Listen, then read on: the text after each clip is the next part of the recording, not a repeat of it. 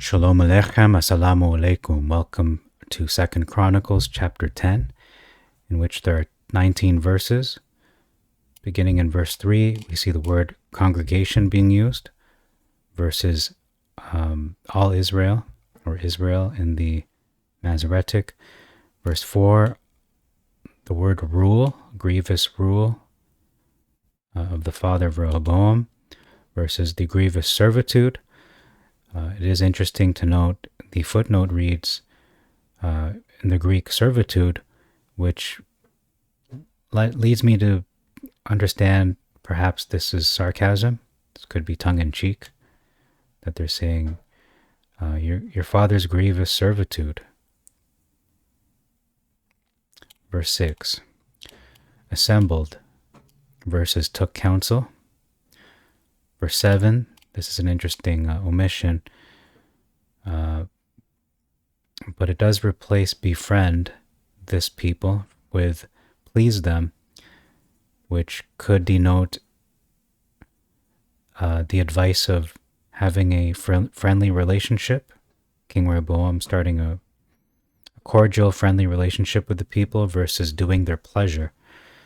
The footnote for the section where it says be kind to them reads or take pleasure in them.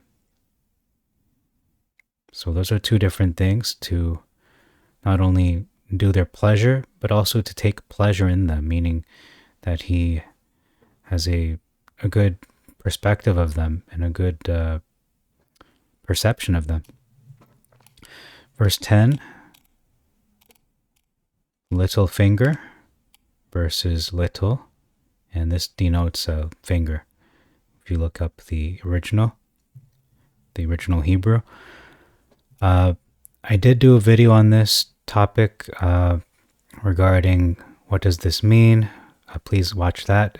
Let me open up a thumbnail and show you what that video looks like. Okay, I will post a link to that video after this video. You will see it pop up in the little windows there, in the little frames.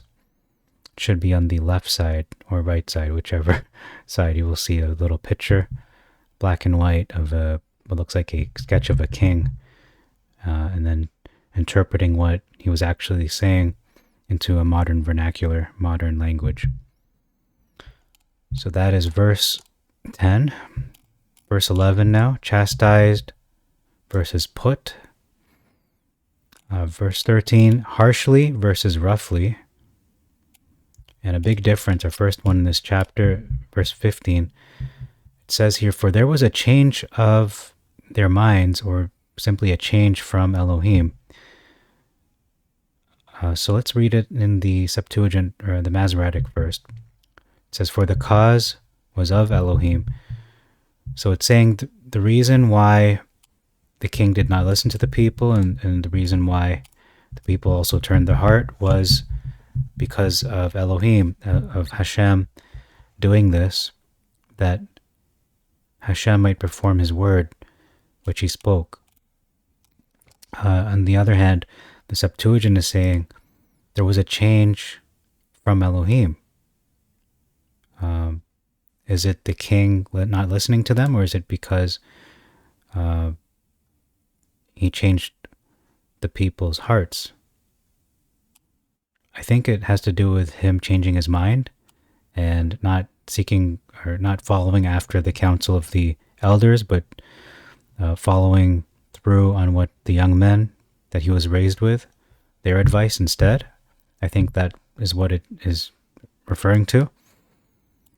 It could be both, could be one or the other, but it seems to be that change was not really, whether it's the change of King Rehoboam himself or the change from the people, it's up for discussion, but in my opinion, I think it is more to do with King Rehoboam's heart, not going after the things, the advice of the elders, but rather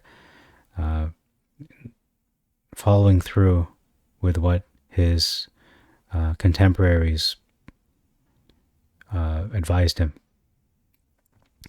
Because if we look at the Masoretic, again, it says the cause was of Elohim. So it's saying the result, the the whole situation developing the way it was, the way it did, is of Elohim. But it's saying here, it's not just a cause that came from Elohim. It's actually deeper than that. It was a change of mind, change of heart, but it was a change that it's like a switch just flipped. And it seems to be Rehoboam who started that. He was the catalyst that flipped. And then as a result, the people then flipped because they would change their minds as to whether they would support him as being their king or not, whether they would recognize the son of David or no, a descendant of David. Okay, and then it says here, saying, Yah, or Hashem, has confirmed his word. So that was one of the proofs of the change. So this is the king's statement, his verbal statement here, that Hashem has confirmed his word, which he spoke by the hand of Ahiah the Shilonite concerning Jeroboam, the son of Nebat, and all Israel. And then it says, for the king did not listen to them. So he said, he's basically reinforcing that what he told them, this harsh saying, he's saying this is from Hashem. Hashem confirmed this word. Or this could be a narrative, but anyway, it does say saying. In the Masoretic, it isn't part of his verbal statement. This is part of the narrative. It says here, the king listened not to the people, for the cause was of Elohim, that Hashem might perform his word, which he spoke by the hand. So it's giving you the rationale as to why that happened.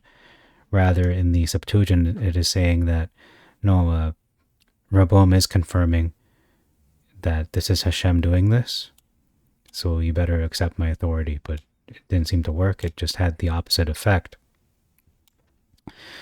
So that is one interpretation, because it does say saying.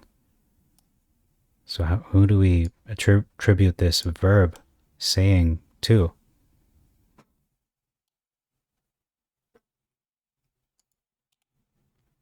And he also says Hashem has confirmed his word,